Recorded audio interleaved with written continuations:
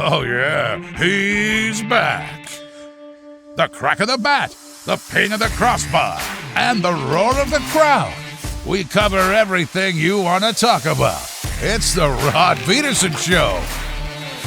Good morning, Canada. Welcome to the Rod Pedersen Show on this Tuesday morning, December the 17th. It is episode number 138, and we're coming to you from the bunker where we got the fire going, and we're ready to talk sports for the next 2 hours here on Canada's only mid-morning sports talk show. I got one for you. I'm the host. He's the co-host, Darren DuPont. Good morning, Dupes. Good morning. If I'm Taylor, he's Tyler. Sagan and Hall. Did I get it? Remember that debate? Yeah, I do. Remember that debate? Is it still a debate? Yeah, I think so. Okay. I think it is. We are going full head first into a hockey show today, except for one thing I want to talk about with the Riders in the CFL. But we've welcomed into the bunker our good and longtime friend, Al Dumba. Good morning, Alba. How are you? Good morning, gentlemen. Nice to be here. It's great to have you here. I've often said of the top three men I know, Al Dumba, Perry Nias, and my dad. Throw them all in the air. They always, rotate. So welcome, Al. Happy holidays. Well, good to see you. I was good friends with your dad, and Yeah. I know Perry very well, so I'll take that as a pretty good That's good. Yeah, you bet it is. You bet. Hey, wherever you're watching from today, we want to say a good morning and chime in if you don't mind. Our friend Donald Mitchell writes in. He says, hello from Duluth, Minnesota. Traveling west to Saskatoon for the holidays. That's our Navy friend from Ottawa driving home for Christmas. And I see the boys at Wendell Clark's in Saskatoon are watching. So good morning, everybody at Wendell's. And hope to see you soon. It is a hockey show, as I mentioned, and we got the hockey guys here. And they will be joining us on video chat as well. Theron Fleury will be with us. He's been all over this particular program coming on. Theo's got a lot to say, we understand. I look forward to that. I hope he doesn't mind my Pats alumni jacket. He's usually pretty good with that. He understands my love for the team, and he respects it, even though he hates the Regina Pats. Is that fair? Very fair. Very fair, I'll say. What else? Theron Fleury. Dean Ducky Millard, a good friend of ours from the hockey, the famous hockey broadcasting Millard family. Dean, for many, many years, the post-game host of Oilers Call-In, the post-game show on Team TSN 1260, formerly Team 1260, now TSN 1260. I said to Clark, we got to get some Oilers influence here. And Ducky Millard will join us from Edmonton to talk about that. They won last night in Dallas, don't you know, 2-1. From Montreal, TSN's Joey Alfieri will be with us.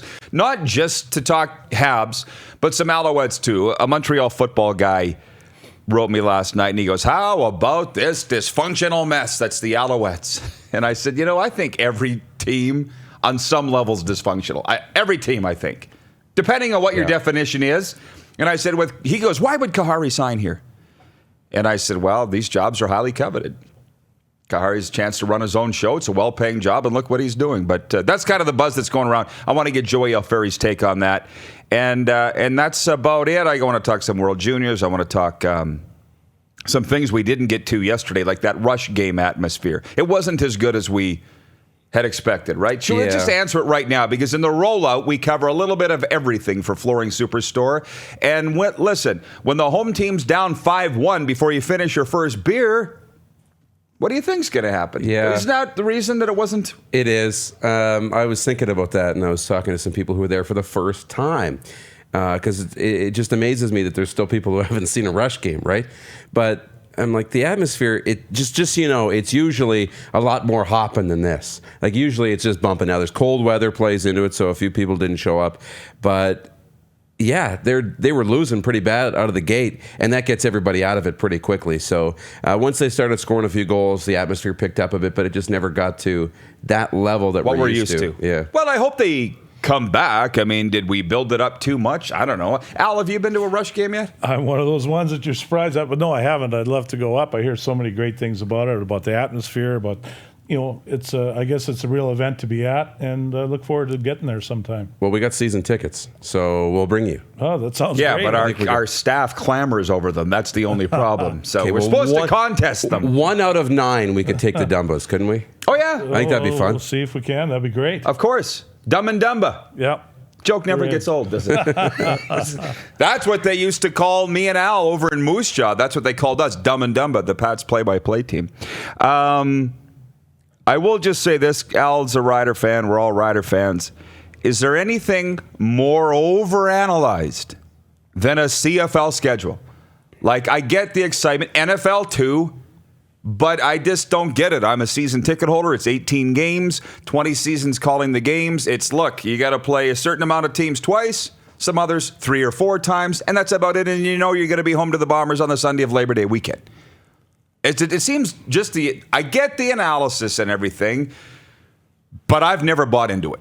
Do you guys? Well, I just want to say the only thing I buy into is the nights that the games are on.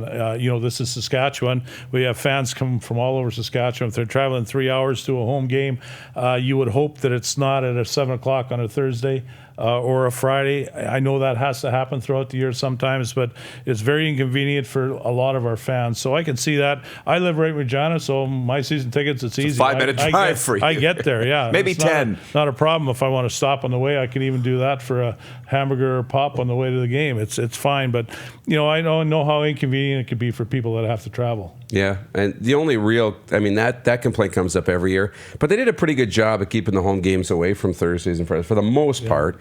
But even if there's one, then you're going to see that, right? So that's fine. But the Thursday nighter, people thought it was at 5 o'clock, but I think it's at 7. I think that was a correction. It was an error. Yeah, Sean in Saskatoon's losing his mind. He's typing in all caps. Thursday at 5 is dumb. Apparently, that was a typo on the schedule. It's actually 7 p.m. Yeah, and I know that doesn't change for a lot of our people that travel 3-4 hours to a game. But the only real complaint that I thought maybe is worth getting into a little bit was Brett Lowther put it out there. I don't know if you saw it on Twitter. No. He said an 18-game schedule with 3 bye weeks to play 12 consecutive weeks is a bit of a mystery. I think for some reason. Well, last year they played 11 straight. Yeah, so that's his only complaint was is it the Riders that played 12 straight? I'd have to go back and look at it, but 12 straight games. Well, I guess everybody looks at things, how it affects them. If Al lives close to the stadium, I live even closer to the stadium, as you know, Al. So I don't really look at the nights. I get it if you're an out-of-towner. But I've also known that for years when they were putting together the CFL schedule, down east, they would say, those farmers will show up midnight on a Tuesday to watch the Riders play. And they're right. It's true. So I think the schedule now is way better than it used to be. Way better than it used to be.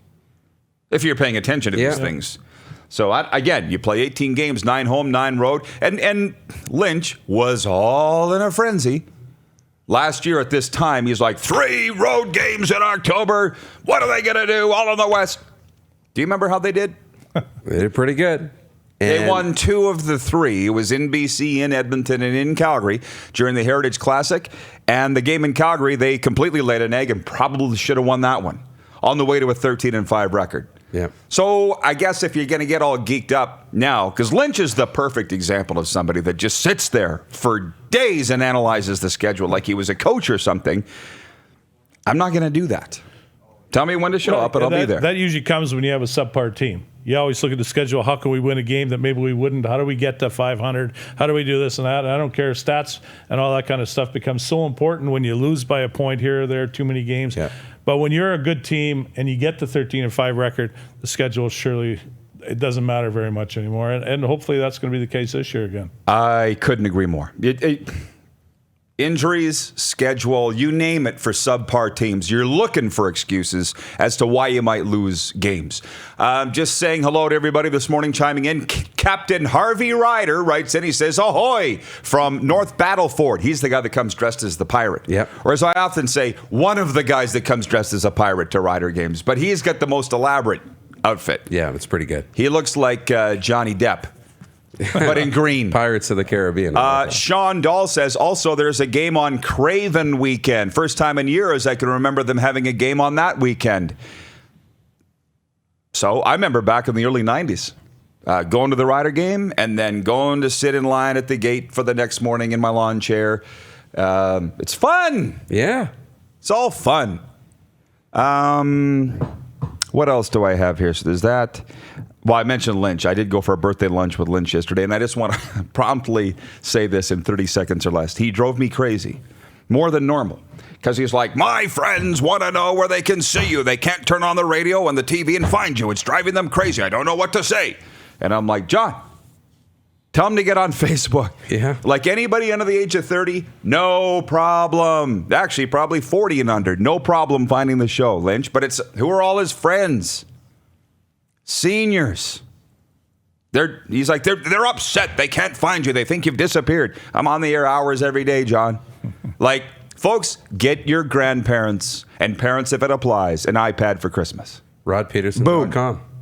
Yeah, just go online. You don't even need to sign up for a Facebook account. No, but it helps. It does help. If you want to watch the show. So back to the hockey, and I'll say one more. Oh, from Nelson watching this morning, he says, it's not your grandpa's sports show. Well, it might be if they could find it. What's wrong with being your grandpa's sports show? I'm okay with that. We're old school around here. Hey, I'm a grandpa. Yeah, you are a grandpa. That's right. But you're the coolest grandpa that we know. And by the way, I said to Al, as we have a few minutes left here in the rollout for Flooring Superstore, that we have recreated the dressing room atmosphere that's gone missing in sports now, where you come in the morning before you go to air or get on the ice or out on the field and have a coffee and talk about life. Isn't it great? Yep.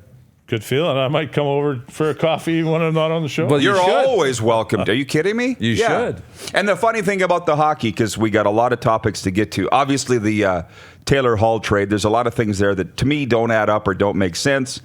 We're going to compare the Oilers and the Coyotes. They're tied, don't you know, atop the division. Everybody's looking for something wrong with the Oilers, and everybody's looking for something right with the Coyotes. And they have 42 points each. What a difference in the two franchises. And it's not like the Oilers should have this high of expectations. They've been junk for a decade, too. But anyways, Al, the hockey talk. Why are people going so nuts about hockey talk on this show? They're like, oh, hockey day. I don't know. I'm glad it's they good. Are. I mean, yeah, me too. Me too. I mean, I love football. I love all sports. But obviously, I bleed blue. Yeah. You know, I'm a Pat my whole life. And I'm going to always be a Pat. So it's interesting when you talk about hockey, about what's going on. Taylor Hall. I mean, this is exciting, great news, and I understand. I think I understand why Jersey traded him. Obviously, they weren't going to re-sign him. He wasn't going to stay there, and they weren't going to have to give him up for nothing. They got prospects. They got draft choices. I think they did a very good job of getting a lot for him. Could be a rental hockey player, but if he can go there and light it up a little bit and really make this Phoenix team a lot better, maybe you'll get a big contract there. I know they've got cap space. They should. And they've got a well-balanced hockey club, very balanced hockey club from top to bottom. So that's the reason why they've got the amount of points they have. That's the difference between them and the Oilers. Oilers rely more on superstars and a few individuals. And obviously the Coyotes rely on a team game. Well, things are starting to get fun in the National Hockey League. Who's the contenders? Who's the pretenders? We're past the U.S. Thanksgiving cutoff for that, and maybe what we see is what we get. But let's not forget what the St. Louis Blues did last year, firing their coach.